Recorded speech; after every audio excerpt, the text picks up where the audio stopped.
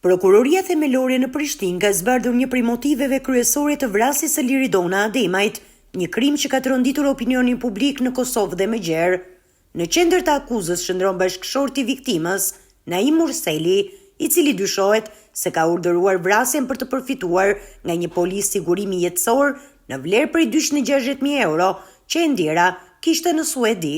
Gjatë seancës gjyqësore, prokuroria Javorka Perlinčević deklaroi se në dosje ndodhet një raport zyrtar nga autoritetet suedeze, i cili konfirmon ekzistencën e sigurimit jetësor në shumën e 3 milion kronave suedeze, ekuivalente me rreth 260.000 euro. Më 15 janar 2025, prokuroria ngriti akt akuzë ndaj Naim Murselit, si dhe 3 të pandehurve të tjerë, Granit Plava, Kushtrim Kokalla dhe Tom Dodaj.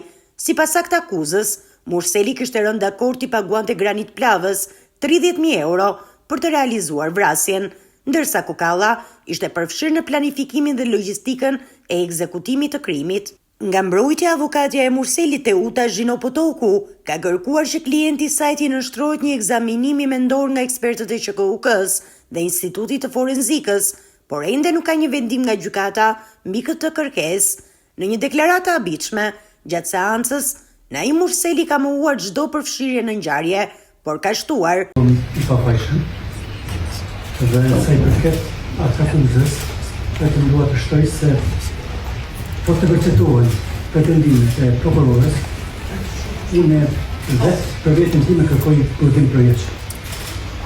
Do të shtoj se nëse vërtetohen pretendimet e prokurorisë, unë vetë për vetën time do të kërkoj dënim me burgim të përjetshëm.